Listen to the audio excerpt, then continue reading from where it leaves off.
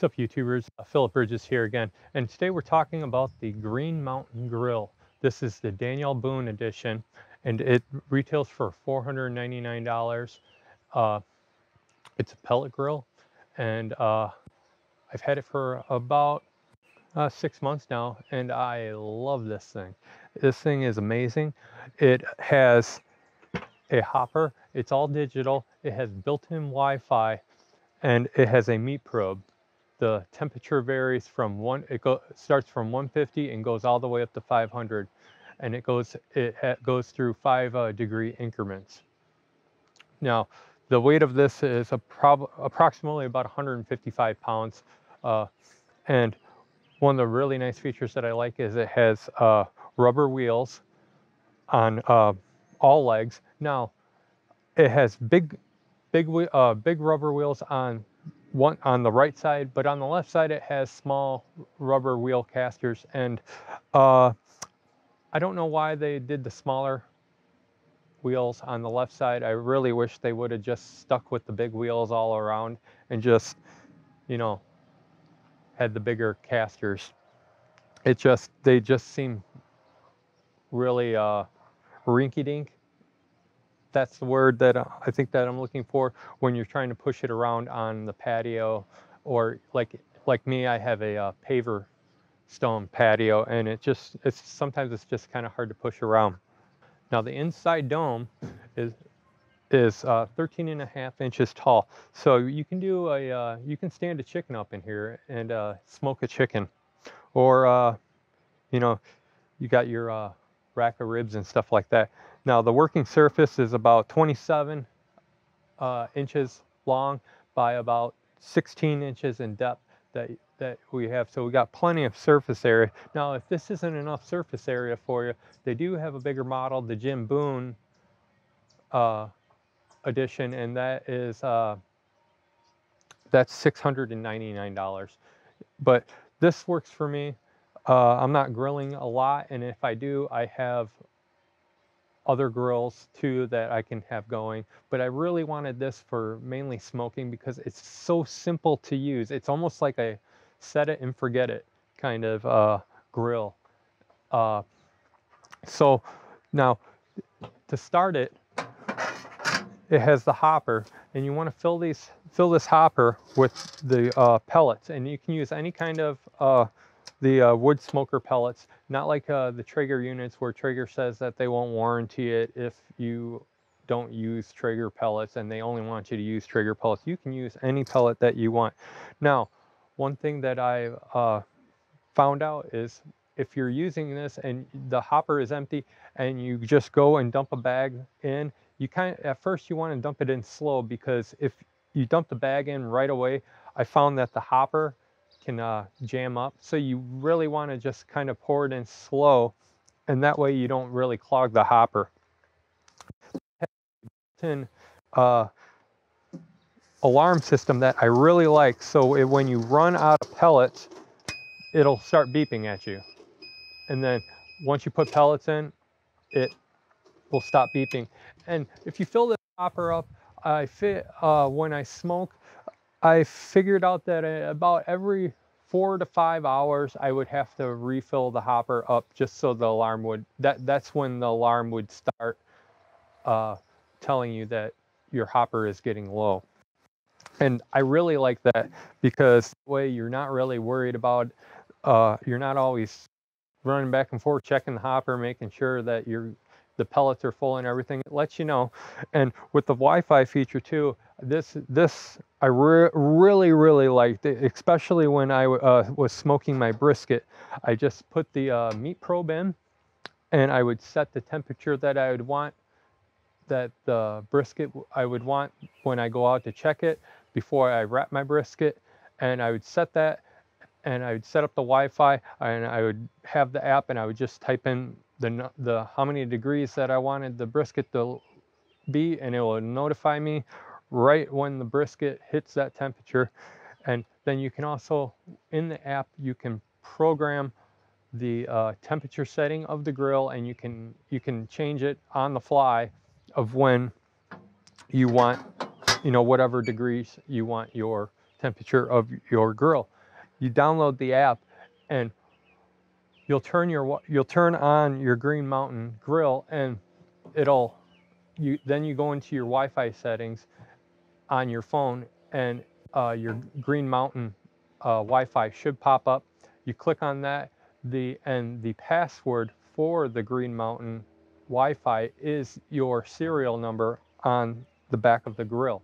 So that way, if you have a couple Green Mountain grills, or if anybody in your neighborhood has, or next door has a Green Mountain grill too, you're not on their Wi-Fi for the Green Mountain. Now, the only complaint that I have about the Wi-Fi is that the range. The range isn't very far. It's only probably about 40 feet, if that. I have noticed in my house, when I go inside, it cuts. Like if I go at the far end of the house, it'll cut out. I can't get to the app, and it won't let me check on my temperature or my meat temperature. So that's downside of the Wi-Fi, that it has a kind of a short range. Now, the gauge of this grill, the lid gauge is a 13 gauge steel, and the housing of the grill is a 14 gauge. Now, the grease trays are a 12 gauge steel, so they're a little bit thicker steel. And you know, I like how thick they are. The Traeger grills are they just seem really flimsy to me. The lids and everything, these are pretty stout for the Green Mountains. To start this up, all we're going to want to do is we flip it on, and that's one thing that you have to have. You have to have this by an outlet. That's one downside of it, but it's easy to fix if you don't have an outlet. It'll simply plug into a cord. You're not going to overload any circuits on this thing, because the initial startup of this grill only takes 240 watts, and then after the fan and everything kicks on, it's a continuous 60 watts. So once we flip this on, it's in the off position. Now we're going to want to hit the up arrow once, and it will go to 0. Now what 0 is doing is, at this stage, it's priming the grill. It's delivering wood chips in through the auger into the tray, and it's getting ready to set up and light the pellets.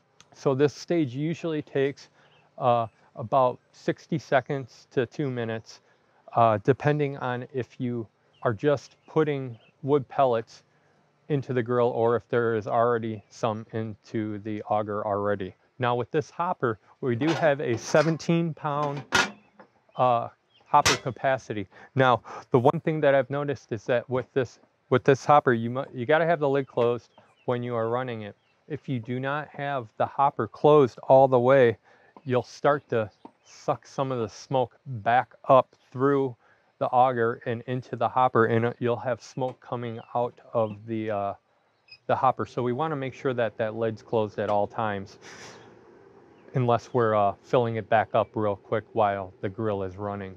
This hopper is on the back side of it. It has a lever that you lift up, and you can dump out all of your wood pellets. So if you're changing over wood pellets to a different flavor and you don't want those in there anymore, it's simple to do. All you do is pull out the back door, and then you just push out the wood pellets into a tray that you would set back there, and then you would close it back up and put new wood pellets in that you would want for a different smoking flavor. So right now it's already out of 0, and it went to 1. Now 1, it's lighting the wood pellets, and then after 1, it's going to kick the fan on, and then it'll start increasing temperature. So the temperature setting is getting up to over 100 degrees. It's at about 110 now, and we're going to let that go to at 150. Once it reaches 150, after that, then we can actually use the up and down arrows on the digital controls to increase the temperature of what we want. And it really doesn't take very long for this grill to get to the temperatures that you'd like. We're going to let this reach to 150 degrees, and it shouldn't take very long. It's already at 140, so in probably about another 20 seconds, it's going to be already at 150 degrees.